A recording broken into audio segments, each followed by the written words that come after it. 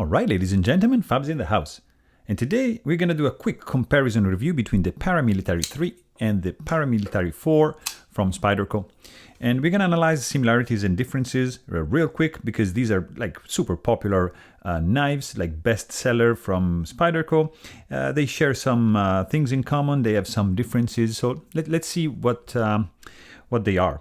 Like first of all, these are like this is in S35VN steel, this is in S110V steel, so not the S30V steel you're gonna get if you buy like a regular, the base model, I would say. So also this one has some titanium scales installed. You can get any kind of scale for that. So for example, this one came with this like G10 tan color. So many options, but let's just disregard those aesthetic differences for the handle, and let's just disregard the steel differences, the steel properties differences, because of course, changing the steel, you're gonna have different properties, different features for edge retention, corrosion, toughness, and all that. So let's see where they are similar, because both of them are sporting like a compression lock, as you can see on the back. So same locking mechanism. They share, of course, the same look. This is just a smaller version, but the designer is the same. Also like the fun side of the knife, the fidgety aspect is essentially the same. You have your spidey hole to flick, with your thumb, with your index. So the fidgetability is going to be pretty much the same.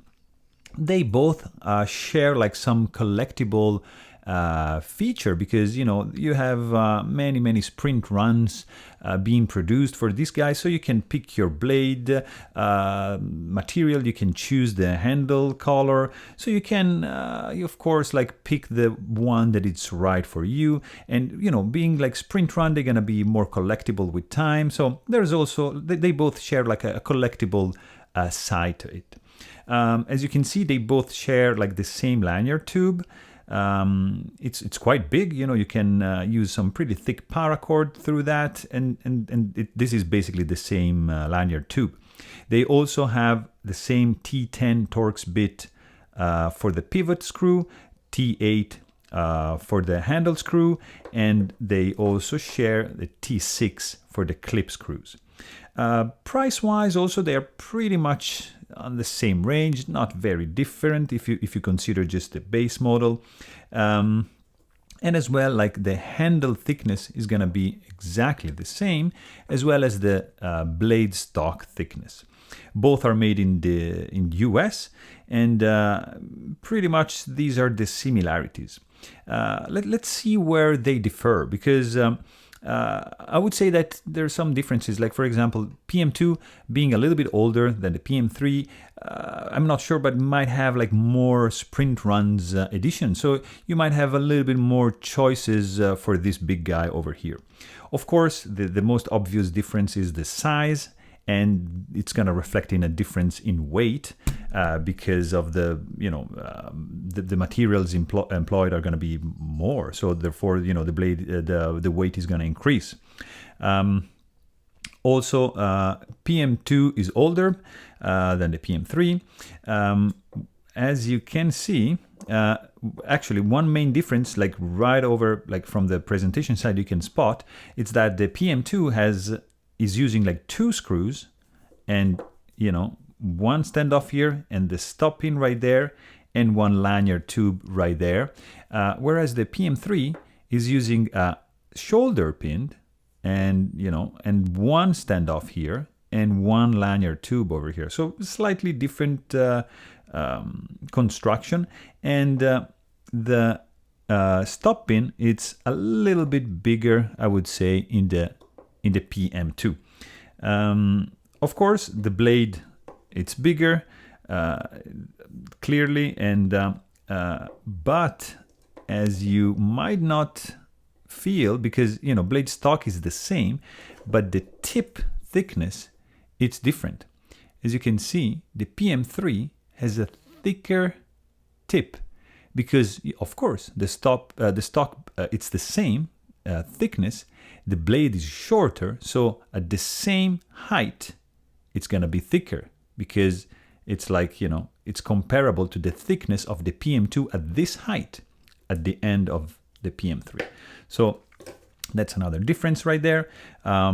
What also it's very important to notice is that, as you can see, the PM2 has the pocket clip that's installed right next to the lanyard tube. PM3 has the pocket clip just installed right below, which translates into a deeper carrier for the PM3. If you want, you can just enhance that, just installing like a deep carry pocket clip right there. So you're gonna have something like, you know, almost like a almost disappearing knife in your pocket. Whereas if you do the same on the PM3, you're still gonna have something, you know, this little chunk sticking out of your pocket. Not a big deal, but something to consider. Something that it's actually really important for me is that the compression lock has, in the PM2, has a contact point with your finger tip and the jimping of the blade right there. If you notice in the PM3, that is more recessed.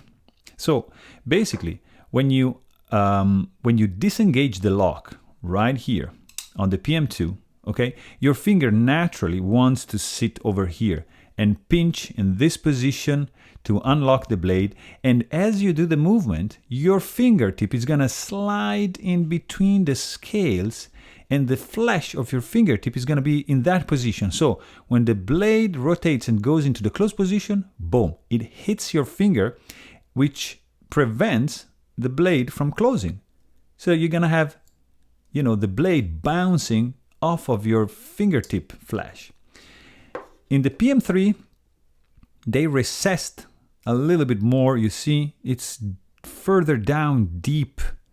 And this is going to be your natural pinching position for the, you know, when you release the lock.